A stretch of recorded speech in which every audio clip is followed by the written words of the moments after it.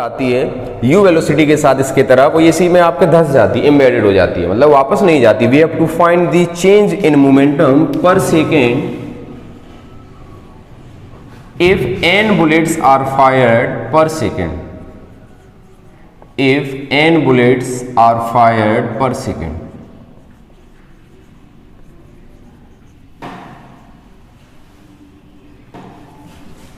तो सबसे पहले हम क्या करते हैं कि एक बुलेट के लिए चेंज इन मोमेंटम निकाल लेते हैं। तो for one bullet,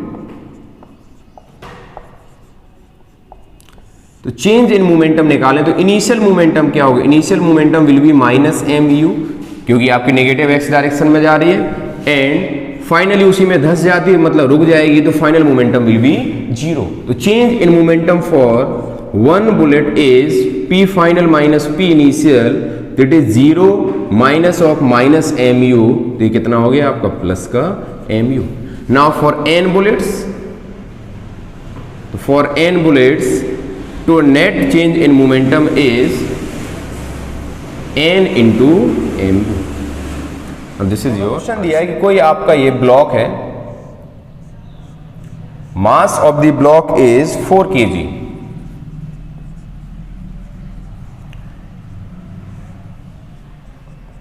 a force is applied on it of magnitude 20 Newton making an angle of 37 degree with the x direction, x direction के साथ एंगल कितना उसका 37 डिग्री। इसकी जो वेलोसिटी है उस समय पर, इट्स वेलोसिटी इज 2 मीटर पर सेकेंड। ऑब्वियस सी बात है, ये जो हमारा ब्लॉक है, तो ये ब्लॉक कि जो इनिशियल आपका इनिशियली कैसे मूव कर रहा है, तो it's initially is moving in X direction, तो it is given component of the velocity in X direction, वो कितनी है 2 मीटर पर second. We have to find the final velocity after 10 second, find velocity after 10 second.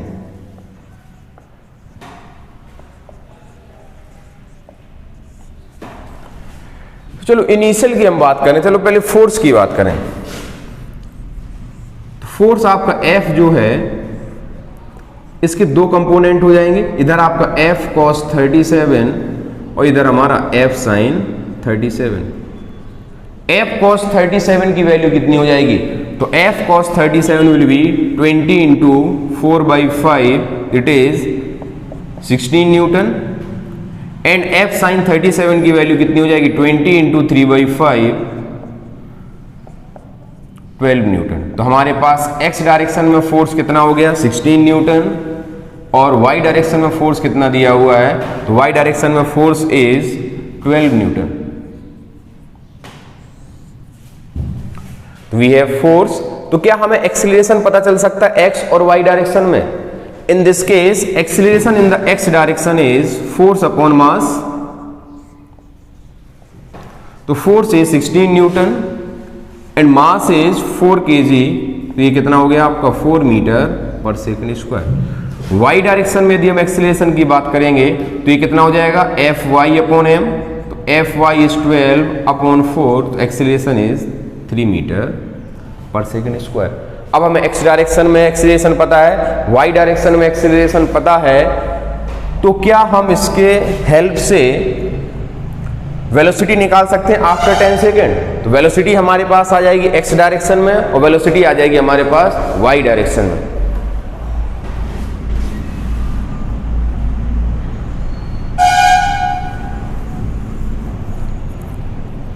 तो after 10 second velocity in x direction कैसे निकालेंगे, ux plus ax into T. तो ux is 2 metre, ax is 4 and time is 10, तो ये हो गया आपका 42 metre पर second, and vy will be equals to uy plus ay into T.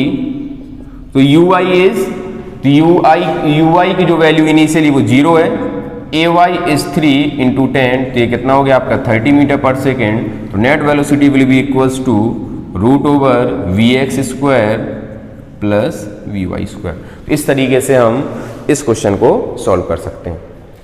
चलो एक और क्वेश्चन हम सॉल्व करते हैं।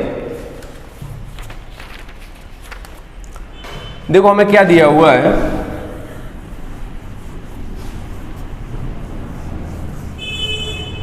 पहले क्वेश्चन को आप अच्छे से समझ लो।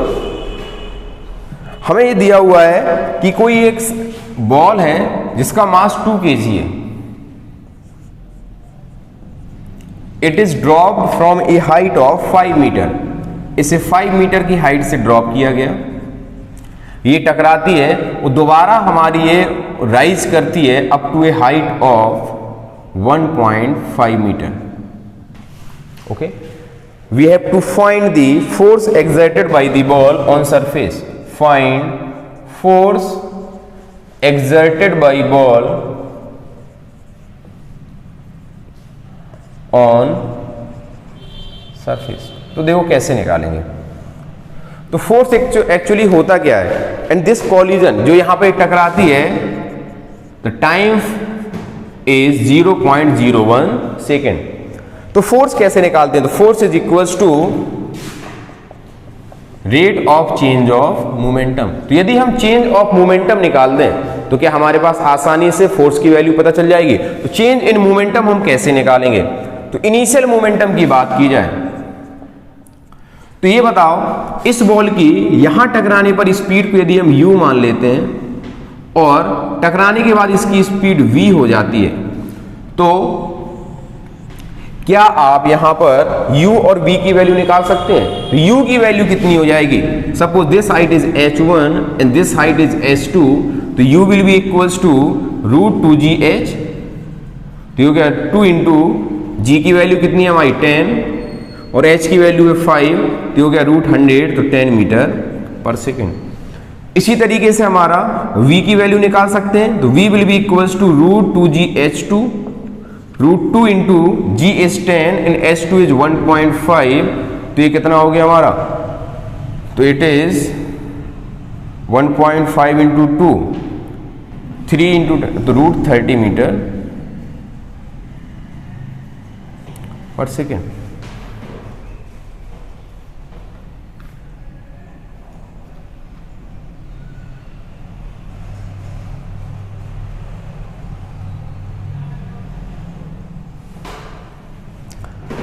ऐसा करते हैं कैलकुलेशन, इसकी थोड़ा 1.8 मीटर मान लेते हैं इसे। Suppose this is 1.8 metre.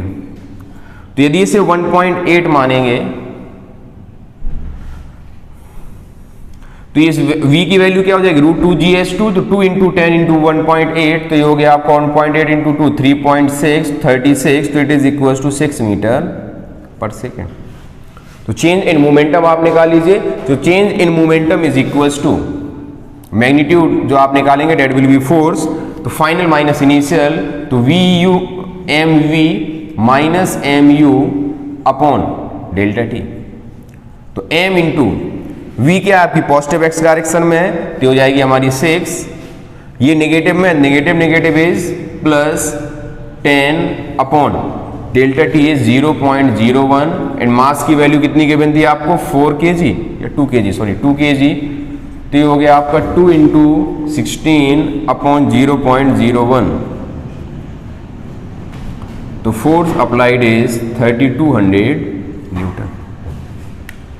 This is the answer for your question. What do you mean by impulse of any force? Impulse of a force means क्या हो गया? If a force is applied for a very short time interval, then that are called impulsive force. तो if a force is applied for a short time interval,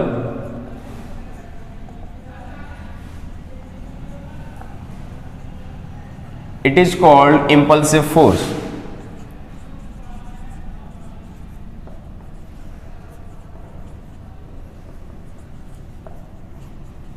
It is denoted by J. तो mathematically impulse is defined as the average force into time, or we can simply write as F into T or delta T. तो impulse of any force is equals to average force into time. तो impulse is equals to average force into time. यहां से हमारे एक बहुत ही important relation निकल के आता है जिसे हमें ध्यान रखना है।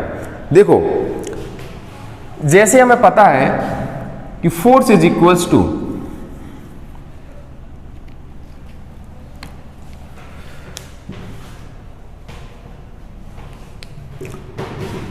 since we know that F is equals to dp upon dt,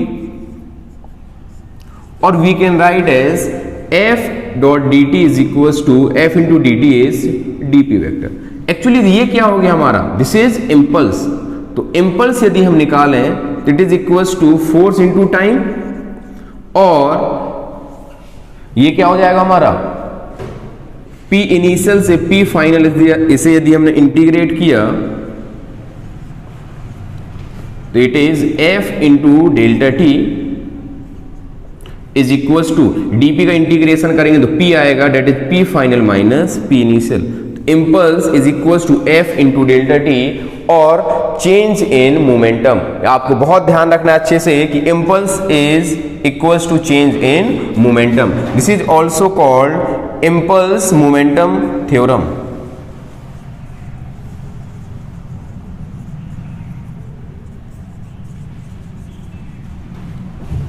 यदि कहीं पर आपको वेरिएबल फोर्स मिल जाता है तो वेरिएबल फोर्स की हेल्प से यदि हमें इम्पल्स निकालना हो तो कैसे, देखो एक एग्जांपल के साथ आपको बता रहे हैं, कुछ क्वेश्चंस भी हम इसमें अभी सॉल्व करेंगे।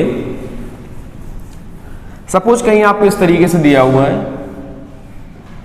फोर्स और टाइम के बीच में कोई भी ग्राफ दिया हुआ है ना, आप यहां देख सकते हो कि फोर्स इज वेरिएबल। यहां पर फोर्स कैसा है, force is variable in nature. तो यहां पर impulse is equals to area under FT graph. FT graph का जो एरिया होगा that will give you the impulse. चलो अब हम इम्पल्स के कुछ एप्लीकेशंस के बारे में डिस्कस कर लेते हैं, जो कि हम लोगों को पता भी रहता है, डेली लाइफ में उसे हम फील भी करते हैं। तो सम एग्जांपल और एप्लीकेशंस ऑफ इम्पल्स। सबसे पहले एप्लीकेशन की बात की जाए तो आप लोगों ने पता होगा, यदि हम कोई भी कैश पकड़ते हैं तो हम यदि कोई कैश लेते हैं तो हम क्या करते हैं, अपने हाथों को पीछे की तरफ कर लेते हैं। हम हाथों की तरफ पीछे की तरफ हाथों करने से फायदा क्या होता है, तो यदि हम हाथों को अपने पीछे कर लेंगे तो क्या होगा, the time of the collision, जो बॉल को वहां कोलाइड करना था उसका time will increase. If the time will increase then obviously impulse का जो आपका इम्पल्सिव फोर्स होगा that will decrease. Impulse equals to क्या होता है, impulse is equals to force into time. यदि हमने हाथ को पीछे खींच लिया तो this time will increase. Time increase होने का मतलब क्या हो गया, the force, the impulse of the force will decrease. Sorry, the जो फोर्स आपको उसी इम्पल्स के लिए जो हमें फोर्स है उसकी वैल्यू हमारी कम हो जाएगी। और एग्जांपल हम समझते हैं, जैसे कि यदि आप कहीं भी छत से कोई सीधे फर्श पर कूद जाते हैं सीमेंट वाले में, यदि सीमेंट वाले में कूद जाएंगे तो क्या होगा, हम फ्रैक्चर हो जाएगा और इवन की इंजुरीज हमें बहुत ज्यादा लगेंगी। ऐसा क्यों होता है, क्योंकि जो आपका सरफेस, हार्ड सरफेस है वो ईल्ड नहीं करता है। उसकी जगह पर यदि हम कहीं पर बालू वगैरह पड़ी हो उस पर कूद जाते हैं तो हमें चोट कम लगेगी, बिकॉज वहां जो सैंड है उस क्या होगा, उसकी वजह से आपका response time will increase, hence the force will decrease. Bike वगैरह में जो सॉकर्स लगे रहते हैं इसका भी यही एप्लीकेशन है, सॉकर्स का भी यही एप्लीकेशन है। यदि आप ध्यान किया जाए कि यदि जैसे भी कोई ब्रेकर आ जाता है, ब्रेकर आ गया तो हमें एकदम से क्या होगा, दौची लगती है। तो जो फोर्स लगा है वहां पर जो आपके सॉकर्स लगे हैं, सॉकर्स क्या करते हैं, उस फोर्स को आप तक पहुंचने में, उस फोर्स के इंपल्स को आप तक पहुंचने में टाइम कम कर दे, बढ़ा देते हैं। द टाइम विल इंक्रीज, तो ऑब्वियसली बात है magnitude of the force will decrease. Impulse तो हमारा वही रहना है, लेकिन यदि टाइम बढ़ जाएगा तो जो फोर्स हमारे लगने वाला था हमारे ऊपर वो हमारा कम हो जाएगा। ये बात समझ में आ गई आपको? तो these are some examples of the impulse. Some more examples. तो चलो now let's discuss about the applications. तो our first application is a cricket player lowers his hands while catching a cricket ball. कोई भी cricket player है वो अपने hands को lower कर लेता है जब बॉल को कैच करता है। ऐसा क्यों करता है? ऐसा करने से टाइम इंक्रीज हो जाता है। तो टाइम इंक्रीज करने की वजह से हाथ पर लगने वाला जो फोर्स है वो कम हो जाएगा, क्योंकि impulse is equal to force into time. If time will decrease, तो इम्पल्स यदि उतना ही रहना है तो ऑब्वियस सी बात है कि हमारा फोर्स की वैल्यू कम हो जाती है, जिसकी वजह से हाथों में कम चोट लगती है। Second is when a person falls from a certain height on a cemented floor. यदि कोई आदमी सीमेंटेड फ्लोर पर कूद जाता है तो सरफेस में तो कोई चेंज नहीं आना है, तो तुरंत इंपल्स मिलेगा, time will be very less, तो वहां पर चोट लगने के चांसेस ज्यादा रहते हैं। लेकिन उसकी जगह बालू वगैरह पे यदि कूदा जाए तो जो सैंड वगैरह इट यील्ड्स, तो उसकी वजह से क्या हो जाएगा कि response time will increase, hence force will decrease. The china wares and glass wares are wrapped in the paper और स्ट्रॉ पीसेस। आपने देखा होगा यदि आप कप वगैरह सब खरीद के लाते हैं मार्केट से, ग्लासेस कांच वगैरह की यदि आप ग्लास लेके आते हैं तो उसमें हमेशा एक पेपर लिपटा हुआ होता है। उस पेपर के लिपटे होने से क्या होता है, यदि उसमें कोई भी मैन्युफैक्चरिंग के बाद उसको एक जगह से दूसरी जगह लेके जाते हैं, जिसकी वजह से बहुत सारे कॉलिजन्स होते रहते हैं, यहां से वहां टकराना होता है, तो उस टकराने की वजह से आपके जो ग्लास वगैरह के पीसेस हैं वो टूट सकते हैं। तो उसे टूटने से बचाने के लिए क्या करते हैं कि वहां पर पेपर्स लगा देते हैं। तो पेपर्स के लगाने की वजह से time will increase. If time will increase then obvious सी बात है कि आपका जो फोर्स का मैग्नीट्यूड होगा वो कम हो जाएगा। इसलिए आपके व्हीकल्स वगैरह में, आपके स्कूटर्स वगैरह में सॉकर्स प्रोवाइड किए जाते हैं, जिसकी वजह से कोई भी यदि एकदम से आपका ब्रेकर वगैरह कुछ आता है तो गाड़ी यदि एकदम से उसमें कॉलिजन होते हैं, टकराया, जैसे कहीं पर भी गड्ढा पड़े, गड्ढे में एकदम से बाइक चली जाती है, तो सॉकर्स की वजह से जो टाइम इंक्रीज हो जाता है और वही फोर्स का जो मैग्नीट्यूड है आपके पहुंचने तक डिक्रीज हो जाता है, जिसकी वजह से हमें चोट लगने के चांसेस कम रहते हैं। यही एक कारण है कि जैसे कोई एथलीट है, वो दौड़ रहा होता है, लेकिन दौड़ते दौड़ते जब वो फिनिश लाइन पे पहुंच जाता है तब भी थोड़े दौड़ते जाता है, एकदम से नहीं रुकता है। एकदम से क्यों नहीं रुकता है? यदि वो एकदम से रुक जाएगा, एकदम से रुकने का मतलब क्या हो गया कि मोमेंटम जो एकदम से जीरो हो गया, तो time will be very less. यदि टाइम बहुत कम है तो फोर्स आपका ज्यादा हो जाएगा, जिसकी वजह से उसे इंजुरीज वगैरह हो सकती है। ये हमारे कुछ एग्जाम्पल्स हो गए रिलेटेड टू द इम्पल्स। चलो, जैसे आपको एक क्वेश्चन दिया हुआ है और हम इम्पल्स निकालना चाहते हैं, उसमें इम्पल्स निकालो, कैसे निकालेंगे?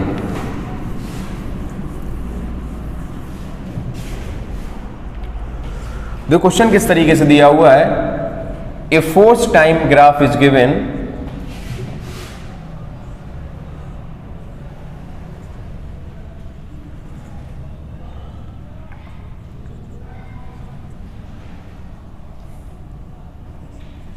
ये कुछ ग्राफ गिवन है। Mass is 2 kg, find the impulse of the force and final velocity. Find impulse of the force and final velocity.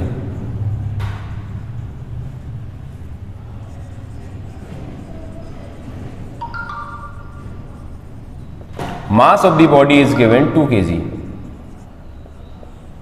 तो इम्पल्स इक्वल्स टू क्या होता है? Area under the F graph. तो पहले हम इम्पल्स निकालते हैं। तो impulse is equals to area under the F graph. तो ये क्या हो जाएगा? ट्रेपेजियम है, 1/2 into sum of parallel side से 1 into 5, 1 + 5 is 6 into height is 4। तो इम्पल्स हमारा कितना आ गया? Impulse is 12 newton second. Now impulse is equals to change in momentum, तो mv minus mu is equals to 12। तो m is 2 kg, तो 2 into v। Initially इसकी वेलोसिटी क्या है? आपकी रेस्ट से स्टार्ट हो रहा 0 is equals to 12, तो velocity will be equals to 6 metre पर सेकेंड।